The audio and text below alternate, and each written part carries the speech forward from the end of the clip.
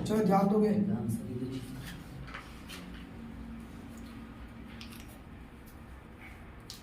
त्रिकोणमिति खत्म हो गया था, खत्म हो गया था ना। हाँ। हम बोले थे कि शनिवार को त्रिकोणमिति का रिवीजन करते चलेंगे। ठीक है, देखो कल के जो एग्जाम था, ठीक है, उसमें क्वेश्चन जो था इजी इजी पूछे, बस उसमें थोड़ा सा कंसेप्ट लगा के बनाना होगा तुमको। ठीक है, और बिना प्रैक्टिस का कंसेप्ट नहीं है। मैथ यदि तुम चाहते हो कि हमारे बस में हो, उसके लिए मैथ कहता है हमारे को प्रैक्टिस करो पर डे। यदि तुम प्रैक्टिस नहीं करते हो और तुम सोचते हो कि यहाँ पढ़ लेने के बाद घर में नहीं पढ़े तो संभव नहीं है। इसलिए प्रैक्टिस जरूरी है, प्रैक्टिस तुमको करना पड़ेगा। ठीक है, चलो देखते हैं। देखो जो तुमको मोटिवेटेड करे, है ना, कहता कि अभी तो इस बाज की उड़ान बाकी है, अभी तुम्हें उड़ना है ना, अभी तो इस बाज की उड़ान बाकी है, अभी तो इसका इम्तिहान बाकी है, अभी अभी मैंने लांघा है समुद्र को। कहता है कि जो बाज है उसका उड़ान अभी क्या है, बाकी है। अभी उसकी जो चाल देखनी है, वो हमारी जो चाल देखना है वो अभी मेरा क्या है, बाकी है। मेरा इम्तिहान जो हम अभी पढ़ रहे हैं उसका इम्तिहान क्या है, बाकी है। अभी हमने समुद्रों को लांघा है, अभी पूरा आसमान बाकी है, हमें पूरा आसमान का भ्रमण करना है, बाज की तरह उड़ना होगा। ठीक है, हम अगले चैप्टर की ओर चलते हैं। त्रिकोणमिति खत्म हो गया था। ठीक है, हम अगला चैप्टर स्टार्ट करने वाले हैं बहुपद, जो चैप्टर नंबर 2 के अंतर्गत आता है। तुम्हें आता है बीज, ये टोटल के टोटल बीजगणित में आ जाता है।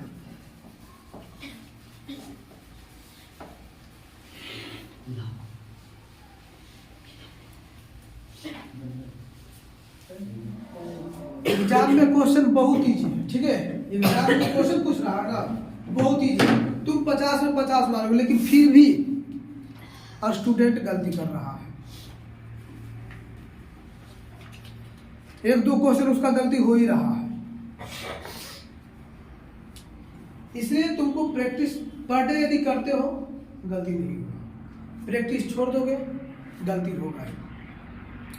प्रैक्टिस करना बहुत जरूरी है, और जितना भी फॉर्मूला है, ठीक है, उसको याद पर डे देखो, उसको पर डे पढ़ो, पर डे। तुमको फिर दोबारा रटने की आवश्यकता नहीं पड़ेगा। यदि तुम पर डे नहीं देखते हो, आज हम मान लिया याद कर लिए, और कल से चलो ठीक है उसको देखेंगे नहीं, फिर वो 10 दिन में भूल जाओगे, रिकवरी नहीं हो पाएगा।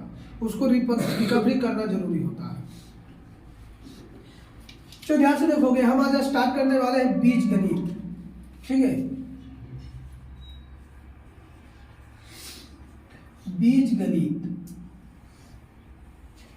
बीजगणित में जो है वो तुमको पढ़ना है बहुपद। बीजगणित में तुमको पढ़ना है बहुपद, दो चर वाले रैखिक समीकरण, दो चर वाले रैखिक समीकरण तुमको पढ़ना है। उसके बाद तुमको पढ़ना पड़ेगा द्विघात समीकरण, द्विघात समीकरण। उसके बाद तुमको पढ़ना है समांतर श्रेणी, समांतर श्रेणी। ये तुमको बीजगणित के अंतर्गत पढ़ना है, ये चारों। ठीक है, तो आज हम स्टार्ट करने वाले हैं बहुपद। क्या स्टार्ट करने वाले हैं? बहुपद, पॉलिनोमियल। ठीक है, किसी को कोई दिक्कत? ये बीजगणित के अंतर्गत तुमको पढ़ना है टोटल की सारी चीजें। चार चीजें किसके अंतर्गत? बीज त्रिकोणमिति में जो है हमने त्रिकोणमिति पढ़ा, उसमें एक चैप्टर हम हटा दिए, साइड किए, उसको बाद में पढ़ाएंगे हाइट एंड डिस्टेंस। ठीक है, ऊंचाई एवं दूरी। तो उसको अलग से जो है नोट्स बना के, उसका नोट्स बना हुआ है, अलग से क्वेश्चन तुमको दे दिया जाएगा, उसके बाद उसको बताया जाएगा, ठीक है। दूसरी बात, जितना तुमको बनाएंगे ना, जितना तुमको ऑब्जेक्टिव बनवाएंगे या फिर सब्जेक्टिव बताते हैं, वो सारा का सारा पर डे बनाया करो।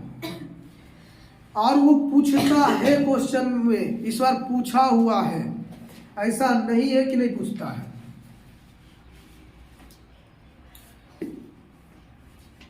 अब मैं तुमको जो ऑब्जेक्टिव 50 नंबर है, उसमें देखो 100 नंबर का देता है क्वेश्चन, 100 को क्वेश्चन रहता है, और उसमें केवल तुमको 50 को बनाना रहता है, केवल 50 को।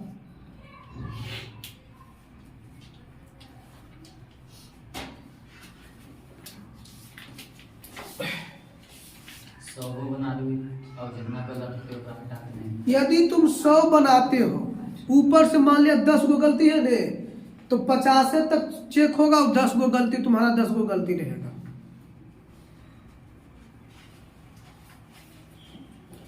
ऐसा नहीं है कि तुम 100 गो बना दिया तो उसमें से तुमको 50 को जांचेगा, नहीं।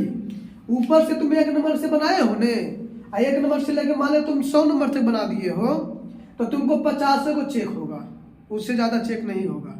अब 50 को 1 से 50 तक में तुमको मान लिया 10 को गलती है ने, तो 10 को गलती में तुम्हारा 10 नंबर कम आ, 40 नंबर आएगा।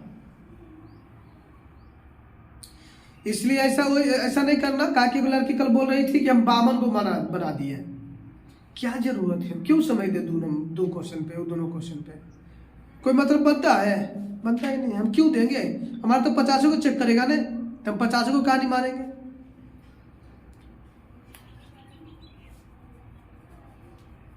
कोई दिक्कत? इसलिए ज्यादा बनाने की कोई आवश्यकता नहीं है।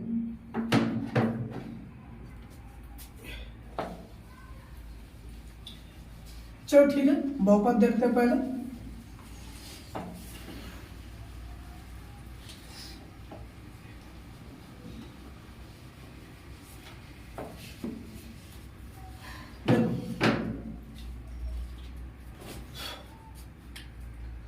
बहुपद से 4 से 5 को ऑब्जेक्टिव रहता है बहुपद से। अब बहुत इजी 4 से 5 को ऑब्जेक्टिव रहता है, 4 से 5 को, और सब्जेक्टिव 2 या 3 को रहता है, 2 से 3 को रहता है। तो ध्यान से देखो, इसमें 1 नंबर मिलता है, ऑब्जेक्टिव में 1 नंबर, तो 5 को, ये 2 को रहेगा, तो 2 दूनी 4, मतलब 9 नंबर को इससे पूछता है।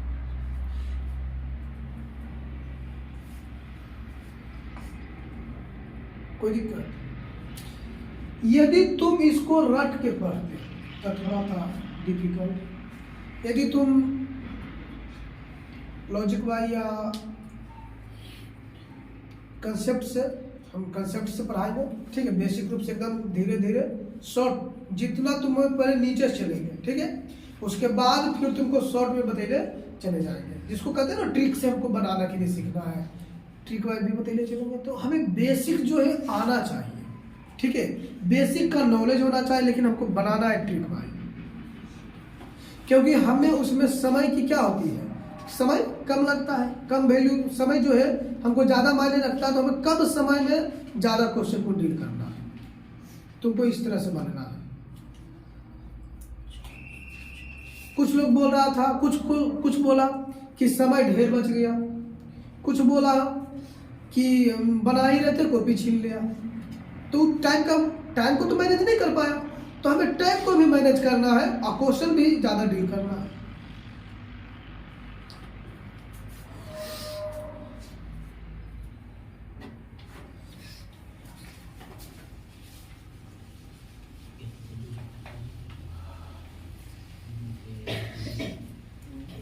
चलो ध्यान से देखोगे। अब आगे देखो, बहुपद स्टार्ट करने से पहले ही 2 वर्ड्स आता है, एगो चर आता है, एगो अचर आता है।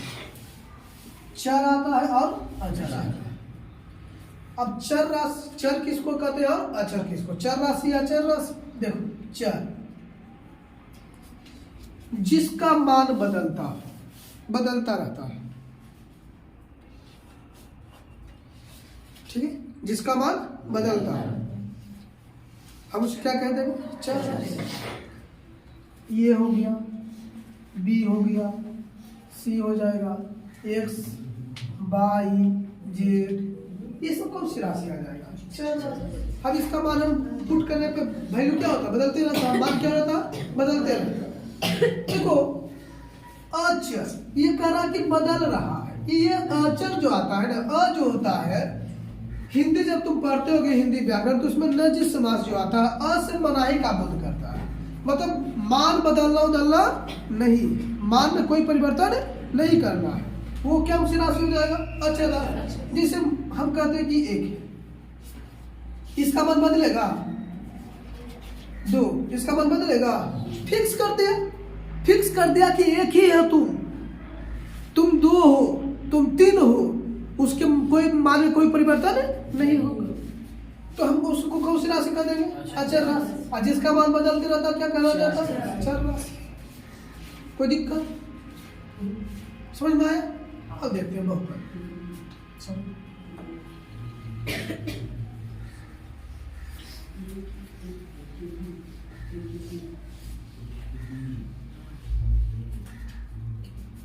बहुपद, चल ध्यान से देखो, हम यहाँ कुछ लिख रहे हैं।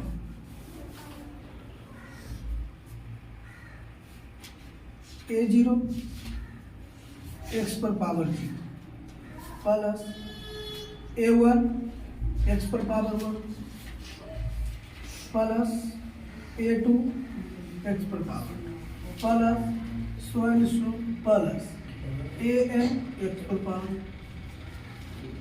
ये बहुपद कहलाता है। क्या कहलाता है? समझ में नहीं आया?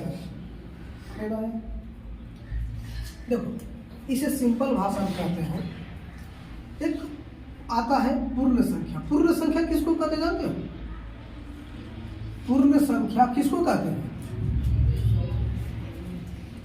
पूर्ण संख्या, जीरो से प्रारंभ होगी, हाँ, जीरो सहित है ना, जीरो सहित गिनती की संख्या, जिसे 1 2 3 4 5 6 7 8 9 अनंत तक जाएंगे। कहां तक जाएंगे? अनंत तक जाएंगे, जिसकी कोई निश्चित नहीं है कि कहां लेके जाएगा। तो जब 1 2 3 4 5 6 चलते हैं, वो कहलाता है प्राकृत संख्या। क्या कहलाता है? प्राकृत। मतलब सिंपल भाषा में कहेंगे कि गिनती की संख्या को हम क्या कहते हैं? प्राकृत संख्या। लेकिन उसमें यदि 0 लगा दे तो वो कौन सी संख्या हो जाएगी? कौन सी संख्या? अब यहाँ पे समझो, ये कहता है कि चर राशि पर, चर राशि का मतलब x y z, चर राशि पर उसका घात, चर राशि पर घात यदि पूर्णांक संख्या हो तो हम उसको क्या कहते हैं? बहुपद। क्या कहते हैं? देखो, 0 पूर्णांक बोल दिए, गलती, पूर्ण संख्या। कौन सी संख्या? पूर्ण संख्या। ये देखो, सो यहाँ पे क्या है? 0 पूर्ण संख्या, 1 क्या है? पूर्ण संख्या, 2 क्या है? उसी संख्या से 3 4 5 6 आएगा। कहाँ तक जाएंगे हम? डिफरेंट अगर m तक जाएंगे, कोई दिक्कत? तो कौन से क्या कहलाएगा? क्या कहलाएगा? कोई दिक्कत समझ में आया? बहुपद कई प्रकार के होते हैं। अब आगे समझोगे।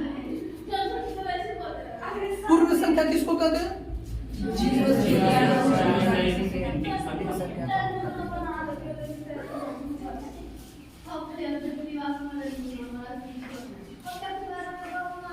बहुपद में किसी को कोई दिक्कत है? बहुपद में किसी को कोई दिक्कत है? चलो आगे जाओ।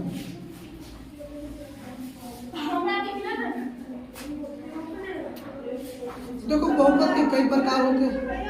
सबसे पहला होता है रैखिक बहुपद। कौन सा बहुपद? रैखिक बहुपद। इससे पहले थोड़ा सा पढ़ लोगे, प्रकार पढ़ने से पहले पढ़ लो घात, बहुपद का घात।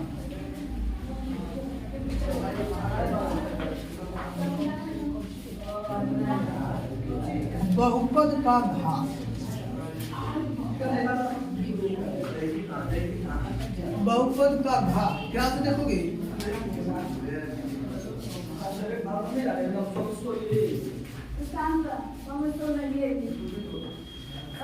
चर राशि पर, कौन सी राशि पर? चर राशि पर, चर राशि पर जो पावर होता है उससे हम क्या कहते हैं? जो घात होता है उसको क्या कहते हैं? बहुपद का चर राशि पर, कौन सी राशि पर? चर राशि पर बहुपद जो मतलब पावर होता है, जो घात होता है वो क्या कहलाता है? बहुपद का चर राशि पर। चर राशि है ना, हम जिसे लिखते हैं ए भी कौन सी राशि है? चर राशि। लिखते हैं बी ये कौन सी राशि है? चर। इस पर जो घात है, ये जो टोपी पहन ले है, तो ये क्या कहला जाएगा? बहुपद का क्या कहला जाएगा? ये क्या कहला जाएगा? बहुपद का। ये क्या कहलाएगा? बहुपद का। बहुपद का। कोई दिक्कत समझ में आया कि कोई दिक्कत? यहां से देखो एक क्वेश्चन पूछा था, कल के एग्जाम में क्वेश्चन पूछ रहे हैं कि निम्न समीकरण में, जब समीकरण दिया हुआ था, कहता निम्न समीकरण में बहुपद का घात बताए। ये क्वेश्चन इस तरह से था, बाई स्क्वायर प्लस 2y, इधर था y पर power 5 plus 3/4 plus 2y square, इस तरह से था। वास्तव में क्वेश्चन नहीं था, लेकिन इस तरह से था। अब इसमें मैक्सिमम घात हमें देखना पड़ता, देखेंगे तो ध्यान से देखो। पहले इसी को गुना कर लो, इसको इससे गुना करोगे तो गुना में जब अचर राशि जब गुना होता है, जैसे x गुना x करते हैं, ये सॉरी चर राशि जब चर राशि गुना करती है, गुना हुआ तो उसका घात जो है जुटता है। चर राशि जब आपस में गुना करता है तो उसका घात क्या होता है? जुटता है। जब ये गुना होगा तो एगो एगो के हो जाएगा? 2 हो जाता। कितना हो जाता? 2 हो जाता। अब तुम इसको इससे गुना करोगे तब बाई 2 और 5 कितना हो जाएगा? अब इसके बाद संख्या से तुम जब गुना करोगे तो हो जाएगा 3 और 4 2 कितना हो जाएगा? 6। मतलब मैक्सिमम घात कितना आ रहा है? 7। सबसे ज्यादा कितना आ रहा है? 7। ये क्वेश्चन पूछा गया है, इस तरह का क्वेश्चन, तो हमें इस तरह से हल करना है। हमें सबको गुना करने की आवश्यकता है? नहीं करने की आवश्यकता है। यदि हम सबको फिर गुना करेंगे, उसके बाद मैक्सिमम, हमें उसमें समय ज्यादा लग जाएगा। समय क्या लग जाएगा? ज्यादा। तो हमें मैक्सिमम पॉइंट को देखना, मैक्सिमम घात देखना है कि मैक्सिमम कितना है। और आंसर इसमें कुछ है, 1 नंबर मिल जाएगा तुम्हारा। यदि तुम एक गलती करके यही आते हो तो तुमको 1 नंबर भी नहीं मिलेगा। कोई दिक्कत? तो बहुपद के घात में किसी को कोई दिक्कत है? चर राशि पर, कौन सी राशि पर? चर राशि पर जो उसका पावर होता है वही उसका क्या, वो क्या कहलाता है? बहुपद का। कोई दिक्कत?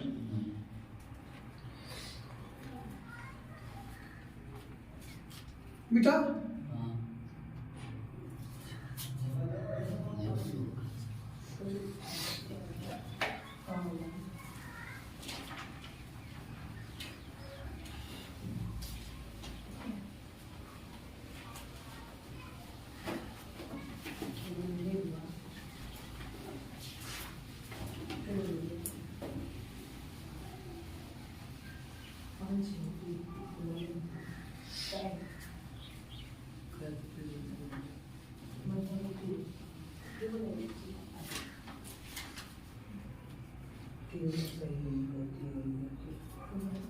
आगे ध्यान दोगे?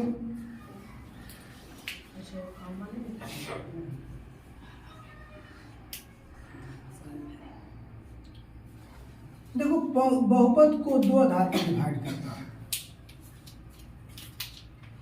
एक तो करता पद के आधार, दूसरा करता है घात के आधार पर।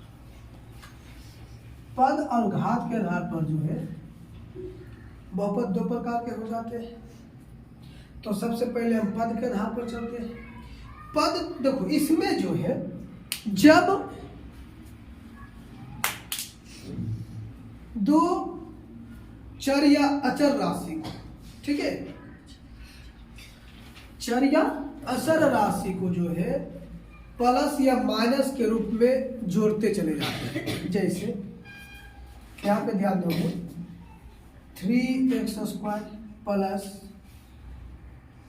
7x² प्लस 3x प्लस 2 जोड़ते गए। ये समझ लो कि ये प्लस जो है ना, ये इसके गली का निर्माण कर रहा है। ये प्लस क्या, गली का।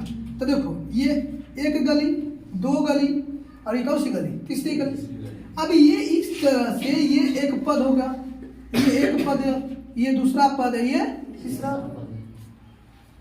यदि इसको हम माइनस में भी कर सकते हैं, यहाँ पे माइनस दे सकते हैं, यहाँ पे भी माइनस, फिर भी कितने पद में आ जाएगा, 3 पद। यदि हम केवल इस तरह से लिख दें तो ये कौन सा पद हो जाएगा, एक पद के रूप में हो जाएगा। यदि इसमें हम प्लस लगा दें चर राशि के साथ, देखो कितने पद में आ गया, 2 पद में आ गया। तब पद के आधार पर एक हो गया। तुम कभी कभी ऐसा देखते होगे कि रहता है x², रहता है x3, रहता है x पर पावर 4, इस तरह से रहता है कि नहीं रहता, या केवल x लिखा रहता है। तो इसमें देखो तो घात है कि नहीं दिख रहा है। यहाँ पे x पर पावर 1 है, यहाँ पे x पर पावर 2 है, यहाँ पे q है, उस पर क्या है 4। तो ये घात के आधार पर हो जाएगा। किसके आधार पर हो जाएगा, घात के आधार। अब हम देखते हैं कौन कौन होता है।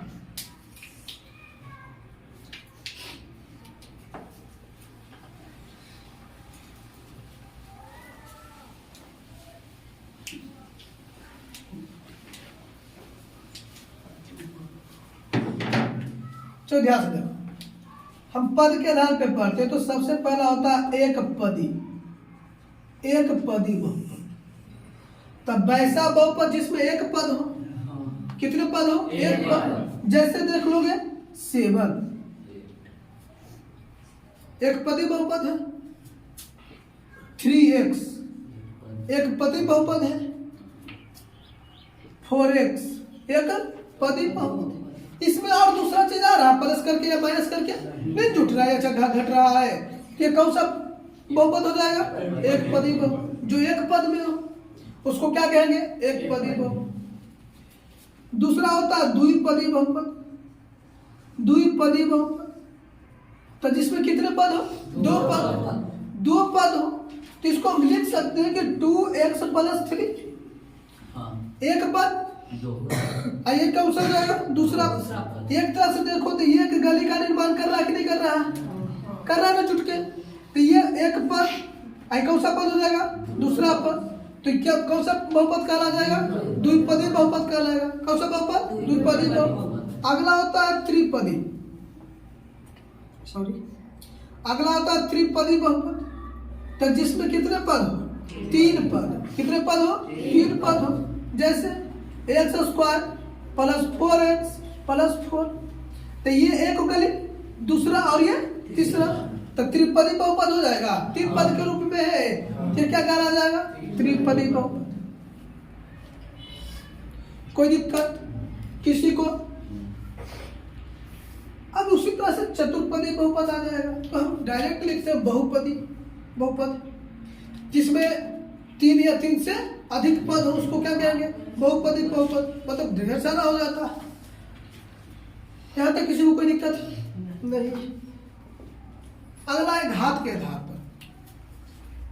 तो घात के आधार पर सबसे पहला होता है रैखिक बहुपद। कौन सा बहुपद, रैखिक बहुपद। तो जिसमें मैक्सिमम घात 1 हो, मैक्सिमम घात क्या कितना हो, 1 हो। तो मैक्सिमम घात 1 हो, जैसे लिखते हैं 3x। तो चर राशि पर घात कितना है, हमें चर राशि पर घात देखना है। तो चर राशि पर घात कितना है, ये क्वेश्चन इस बार पूछा। कि रैखिक बहुपद में घात, रैखिक बहुपद का घात कितना होता है? एक होता है। रैखिक बहुपद का घात कितना होता है? जिस बहुपद में चर राशि पर मैक्सिमम अधिकतम घात कितना हो? एक हो, उसको कौन सा बहुपद करेंगे? ये इस बार का क्वेश्चन पूछा गया, ये पूछ ले, फर्स्ट शिफ्ट में पूछा है। दूसरा है द्विघाती बहुपद। द्विघाती बहुपद तो वैसा बहुपद जिसका मैक्सिमम घात 2 हो। मैक्सिमम घात कितना हो? जैसे लिखते हैं 2x² + 3, तो इसका मैक्सिमम घात कितना है? 2 है। तो कौन सा बहुपद कहा जाएगा? द्विघाती बहुपद। कौन सा बहुपद? द्विघाती बहुपद। अगला आता है त्रिघाती बहुपद। कौन सा बहुपद? त्रिघाती बहुपद। तो जिसका मैक्सिमम घात कितना? 3। मैक्सिमम घात कितना हो? 3 हो। उसको कौन सा बहुपद करेंगे? त्रिघाती बहुपद। कोई दिक्कत? रैखिक बहुपद में चर राशि पर घात कितना होता है? 1। और द्विघाती में 2, त्रिघाती में 3। एक पद को कौन सा बहुपद कहेंगे? और द्विपद में और त्रिपदी में? कोई दिक्कत है? पूछेगा कि बहुपद कितने प्रकार के होते हैं? बहुपद को 2 आधार पे बांटा गया है। एक होता है पद के आधार पर और दूसरा होता है घात के आधार पर। एक पद के आधार पर जो होता है, एक पदी बहुपद, द्विपदी बहुपद और त्रिपदी बहुपद। एक पदी बहुपद में पद कितने होते हैं? एक पदी बहुपद में पद कितने होते हैं? 1। जैसे 7, खाली 7 यदि लिखे है ने तो 7 में भी चर राशि है। क्योंकि देखो हम तुमको बोले थे कि बहुपद में जो है चर राशि पर घात पूर्ण संख्या होनी चाहिए। कौन सी संख्या? पूर्ण संख्या। तो पूर्ण संख्या कहाँ से स्टार्ट होती है? 0 से 1 2 3 कहाँ तक चली जाती है? अनंत तक चली जाती है। तो ये 0 है कि नहीं है ने? तो ये 0 है, तो ये कौन बहुपद का काम कर रहा है कि नहीं कर रहा? तो 7x भी क्या हो जाएगा? बहुपद हो जाएगा। दूसरी बात, अब यहाँ पे ध्यान दोगे कि x पर पावर यदि 0 है तो उसका वैल्यू कितना हो जाता है? 1। अब 7 में 1 से गुना करेंगे तो कितना आ जाता है? कोई दिक्कत? तुम कितनों बड़ी संख्या लिख दो, ठीक है, तुम कितनों बड़ी संख्या लिख दोगे, यदि उस पर पावर 0 दिया तो उसका वैल्यू कितना हो जाएगा? 1।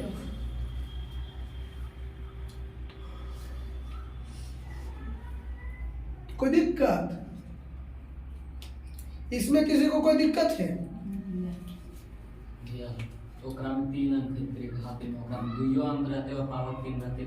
हाँ, हमको मैक्सिमम घात देखना, पद नहीं देखना है।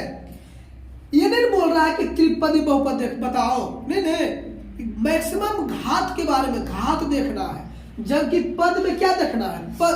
पद में हमको पद देखना पड़ता कि कितने पद में है, कितने प्लस माइनस के साथ जुटल है। जबकि घात में हमको क्या देखना है? घात देखना है। चर राशि पर कितना मैक्सिमम अधिकतम घात कितना है। कोई दिक्कत? समझ में आया? कोई दिक्कत है?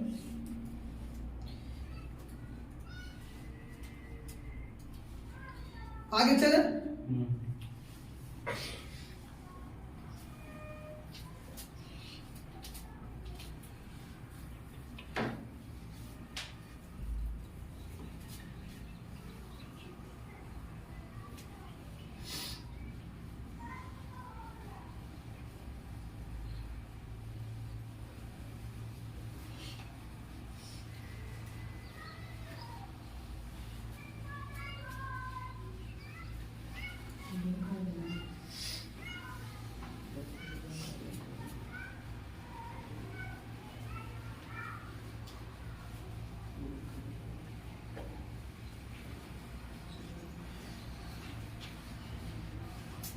बैठना, खड़ा हो जाएंगे।